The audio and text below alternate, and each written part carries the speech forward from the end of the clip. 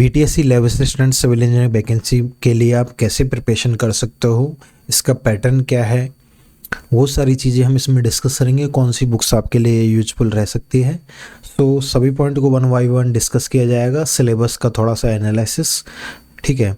सो यहाँ पे आपको सबसे पहले ध्यान देना है कि आपका सिलेक्शन प्रोसेस क्या है। तो देखो, आपका 75 मार्क्स का बैटेज रहेगा आपका सीबीटी का। जो भी आपका एग्ज़ाम होगा, एग्ज़ाम आपका 100 नंबर का होगा, लेकिन उसका ये बैटेज है इतना रहेगा। 25% आपके जो नंबर होंगे वो आपके एक्सपीरियंस के आधार पे दिए जाएंगे। जैसे संविदा का किसी के पास बैटेज है, वो जो पहले का एक्सपीरियंस है, तो उसके आधार पे दिए जाएंगे।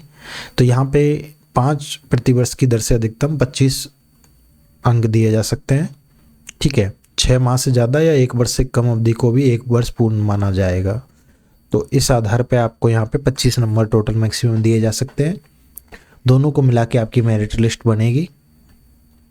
यहाँ पे रूल भी दिया रखा है, जो मैं आपको वही बता दिया। 75% 75 के गुणक से गुना किया जाएगा। वही बात है कि 75% हो गया आपका, तो जितने भी नंबर आएंगे उसको मल्टीप्लाई कर देना 75 से, ठीक है।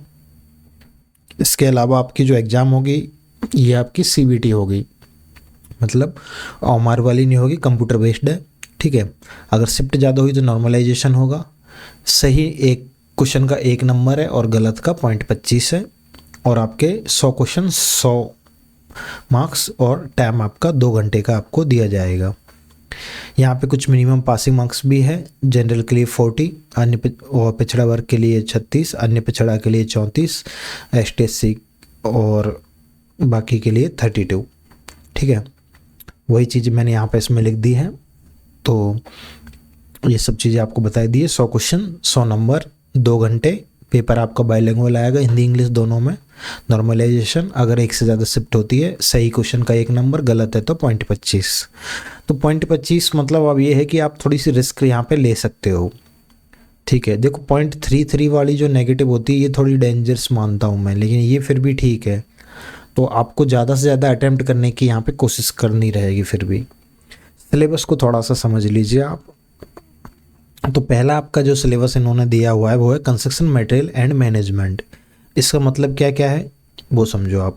यहाँ पे आपके जो बीएमसी का जो सिलेबस है, cement, aggregate, concrete, brick, motor, timber, ठीक है, बोर्ड वगैरह, ये आ गया पहला। तो फिर आपका यहाँ पे कंक्रीट भी इन्होंने इंक्लूड कर दिया है। उसके बाद में इसी में इन्होंने जोड़ दिया एस्टिमेशन, कॉस्टिंग एंड वैल्यूएशन को, ठीक है। तो एस्टिमेशन भी आपका इसमें ऐड है। तो इन शॉर्ट अगर मैं बात करूँ तो यहाँ पे आपका बीएमसी, कंक्रीट इंक्लूडिंग के साथ में, और आपका एस्टिमेशन, कॉस्टिंग, ये आपको पढ़ना है, ठीक है। नेक्स्ट है वो है आपका सर्वे। सर्वे में आपके यहाँ पे ऑलमोस्ट सारी चीज़ें हैं, ठीक है। और यहाँ पे इन्होंने लास्ट में basic of geographical information system, GIS भी है, GPS भी है, साथ में रिमोट सेंसिंग भी आपके है यहाँ पे, ठीक है। अब आप कुछ चीज़ यहाँ पे नोटिस करोगे तो जैसे फोटोग्रामेट्री वाला पार्ट है वो आपके नहीं आएगा, यहाँ पे नहीं है ना मेंशन कहीं भी। फोटोग्रामेट्री और फील्ड एस्ट्रोनॉमी वाला पार्ट, उनमें से बस ये जो बनता है ये छोटा सा पार्ट है, इस चैप्टर से रिलेटेड ही है ये। पर आपको सारी चीज़ें नहीं, सिलेबस को थोड़ा एनालाइज करके पढ़ना। जो जो चीज़ें हैं वही पढ़नी है आपको, फालतू अगर कोई चीज़ नहीं है तो वो मत पढ़ना अभी के लिए। ट्रांसपोर्टेशन, ठीक है। तो ट्रांसपोर्टेशन में इन्होंने क्या क्या दिया है यहाँ पे, ये आपका पूरा है हाईवे, ठीक है। और यहाँ पे जो आपको रेलवे वगैरह और एयरपोर्ट वगैरह नहीं दिया है इसमें, ठीक है। सिर्फ आपको ट्रांसपोर्टेशन वाला पार्ट आपको पढ़ना है। देन आपका सॉइल मैकेनिक्स आ जाता है, जियोटेक्निकल, देन आपका FM हाइड्रोलिक्स। अब यहाँ पे अगर आप देखोगे तो ओपन चैनल फ्लो भी आपके सिलेबस में है और पंप और टरबाइन भी है। इसका मतलब FM तो आपका पूरा ही हो गया। लेकिन इसमें भी एक बात है, अगर आप देखोगे तो जैसे हम लेमिनार टर्बुलेंट हो गए, फ्लो थ्रू पाइप भी हो गया, ठीक है, बर्नौली थ्योरम हो गई, हाइड्रोस्टैटिक मेजरमेंट ऑफ फ्लो। कुछ चैप्टर्स यहाँ पे मिसिंग है, जैसे बाउंड्री लेयर वाला चैप्टर है वो यहाँ नहीं है सिलेबस में। मॉडल एंड सैम्पलीट्यूड वाला चैप्टर है वो यहाँ पे नहीं है। तो जो चैप्टर्स नहीं है वो आपको स्किप करने हैं, जो चैप्टर है वही आपको पढ़ने हैं स्मार्ट स्ट्रेटेजी में। और आपको यही फ़र्क है, आपको थोड़ा सा देखो सिलेबस बहुत ज़्यादा होता है। अच्छा, कई बार क्या होता है ना, कुछ छोटे टॉपिकों से भी क्वेश्चन आ जाते हैं जो सिलेबस में मेंशन नहीं होते हैं। तो आप ऐसा तो है नहीं उन टॉपिक को कभी नहीं पढ़े, तो उनका आप ओवरव्यू में थ्योरी देख लेना बस, अगर कोई चैप्टर नहीं है तो बस थ्योरी थ्योरी पार्ट रिवीजन में नोट्स से 1-2 पेज आप पलट लेना, लेकिन उनको डेप्थ में नहीं पढ़ना है, प्लस उनके क्वेश्चंस नहीं लगाने हैं, इससे आपका टाइम बचेगा। इसी तरह से नेक्स्ट सब्जेक्ट है आपका एनवायरनमेंट इंजीनियरिंग। अब यहाँ पे आपको क्या ध्यान रखना है वो बताइए। तो यहाँ पे अगर आप ध्यान दोगे तो एयर एंड नॉइज पॉल्यूशन वाला चैप्टर्स आपके नहीं है यहाँ पे, तो ये आपका टाइम बच गया थोड़ा सा यहाँ से, ठीक है। और भी आप एक बार अच्छे से सिलेबस को चेक करना, मैं आपको एक बेसिक ब्रीफ बता रहा हूँ यहाँ पे। फिर हम आएंगे इरिगेशन, ठीक है। इरिगेशन के बाद में हम यहाँ पे है कंक्रीट टेक्नोलॉजी। अच्छा, इन लोगों ने कंक्रीट मिक्स डिजाइन अगर आप देखोगे तो ऊपर दे दिया, यहाँ पे भी मिक्स डिजाइन की बात कर रखी है। तो वैसे तो आपको देखो पढ़ना तो है ही, लेकिन वहाँ भी दे रखा है इन लोगों ने, ठीक है। इसके बाद में हम आते हैं आरसीसी। और अब जैसे आरसीसी आप पढ़ रहे हो यहाँ पे, ठीक है, तो एक चैप्टर आता है आपके वाटर टैंक, नहीं है यहाँ पे, स्टेयरकेस है लेकिन वाटर टैंक यहाँ पे नहीं है, ठीक है। एक आपके आता है प्री स्ट्रेस, तो अगर आप देखोगे यहाँ पे तो कहीं भी प्री स्ट्रेस की बातें नहीं की गई है, तो आपका इसमें भी थोड़ा सा आपका टाइम बचेगा, तो आपको ये चीज़ें थोड़ा सा ध्यान रखनी है।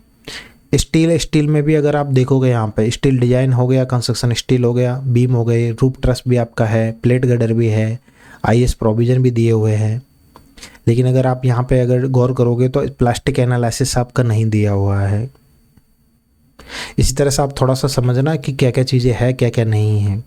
ये आपकी थ्योरी ऑफ स्ट्रक्चर है, देन आपका सिविल इंजीनियर ड्राइंग है। अच्छा, कुछ लोगों को ड्राइंग में प्रॉब्लम हो सकती है, काफ़ी लोगों का पढ़ा नहीं है। नोट्स हम इसके ऑलरेडी टेलीग्राम पे अपलोड कर रखे, वो पढ़ जाना, उससे बाहर नहीं जाएगा आपका क्वेश्चन, ठीक है।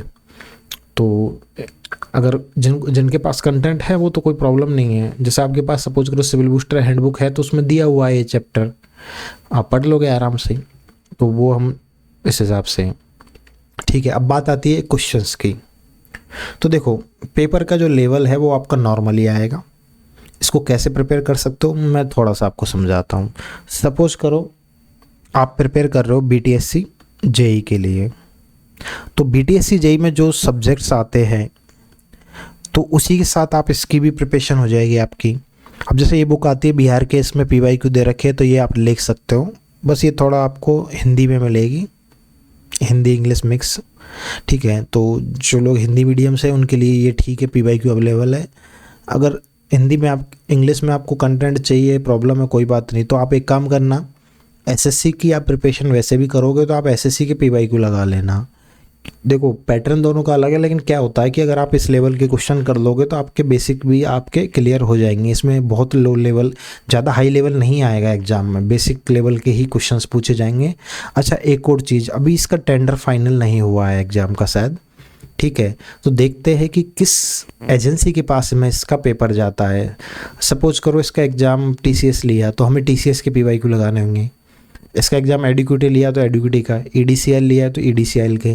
तो जिस भी एजेंसी पेपर करवाएगी उसके हमको इसमें वो आपको हम बता देंगे बाद में। तो आप टेलीग्राम चैनल ज़रूर ज्वाइन कर लेना, क्योंकि वहाँ पे हम सारी इन्फॉर्मेशन वन शेयर करते रहते हैं, ठीक है। तो आपके पास जो भी बुक है उसी से करो, जिसकी आप तैयारी कर रहे हो उससे करो, अलग से इसके लिए स्पेशल बुक लेने की ज़रूरत नहीं है। जो लोग बीटीएससी के लिए प्रिपरेशन कर रहे हैं तो उनके तो वही बात पड़ेगी। आप ये ले सकते हो बिहार पीवाईक्यू, अगर आप बीटीएससी भी कर रहे हो तो साथ में आपका कवर अप हो जाएगा। थ्योरी के लिए आप सिविल बूस्टर रेफर कर सकते हो, रिवीजन के लिए आपके नोट्स प्लस रिवीजन के लिए, तो ये आपको डेली रिवीजन में रखनी है। अगर आपके पास ऑलरेडी कोई हैंडबुक है तो आप वहीं से पढ़िए, अगर नहीं है तो आप ये देख लेना, ठीक है। तो आपको टेक्निकल में ज़्यादा प्रॉब्लम आएगी नहीं। सबसे अच्छी बात हमारे पास यहाँ पे ये है कि हमारे पास सिर्फ यहाँ पे टेक्निकल पूछा जा रहा है, बाकी एग्जामों में नॉन टेक भी पूछ रहा है। तो आपके पास टाइम अच्छा है, इसको प्रॉपर यूटिलाइज कीजिए। आपका जो भी डे का शेड्यूल होता है उसको अलग अलग पार्ट में डिवाइड कर लीजिए कि मुझे इतना, देखो आपका सबसे मॉर्निंग में सबसे पहले आपको क्या करना है, रिवीजन। सबसे पहले आपको दिन के 2 घंटे सुबह सुबह आपको रिवीजन में देना है, डेली 2 आवर्स, ठीक है। देन आपको क्या करना है, जैसे मेरा तरीका मैं बता देता हूँ आपको।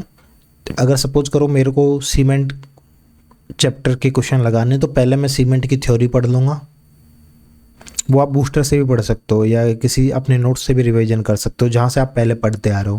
पहले मैं इसकी थ्योरी पढ़ूंगा, देन मैं इसी के क्वेश्चंस लगा लूँगा।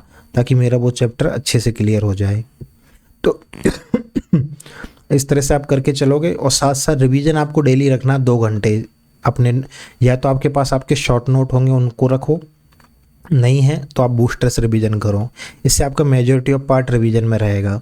प्लस आपको हर संडे मिनिमम एक फुल लेंथ टेस्ट देना है, ठीक है। अब बात आती है टेस्ट सीरीज की, तो टेस्ट सीरीज भी मैं आपको बता देता हूँ इसके लिए। तो इसकी टेस्ट सीरीज हमने लॉन्च कर दी है, ठीक है। तो BTSC के आपको जो टेस्ट सीरीज है सिविल की गोली एप्लीकेशन पे मिल जाएगा, आप प्ले स्टोर से डाउनलोड कर सकते हो, या आप वेबसाइट से दे रहे हो तो civilkigoli.com नंबर दिया हुआ है। इसमें आपके 125 टेस्ट रहेंगे, 5 फुल लेंथ है, और आपके 120 है जो सिविल इंजीनियरिंग सब्जेक्ट से रहेंगे। इवन टेस्ट इसमें थोड़े ज़्यादा ही रहेंगे, जितना हमने लिख रखा है वो तो प्रोवाइड होगा ही, थोड़े और एक्स्ट्रा भी आपके ऐड कर दिए जाएंगे जो भी पॉसिबल होगा, डिपेंड ऑन द डेट की डेट कब रहती है इसके एग्ज़ाम की, क्योंकि अभी तक जब मैं वीडियो बना रहा हूँ तो इसका इन्फॉर्मेशन नहीं है अभी एग्ज़ाम का अपने पास, ठीक है। तो टेस्ट सीरीज भी आपको मिल जाएगी। आपको एक ही काम करना है, वो है प्रैक्टिस और रिवीजन, दोनों चीज़ों पर अच्छे से ध्यान देना है। टैक है, अच्छी अपॉर्चुनिटी है। BTSC भी आप JEE के साथ भी प्रिपेयर कर सकते हो इसको, ठीक है। कोई भी आपकी क्वेरी है इसके रिगार्डिंग तो आप मुझसे कमेंट में पूछ लीजिएगा। Thank you.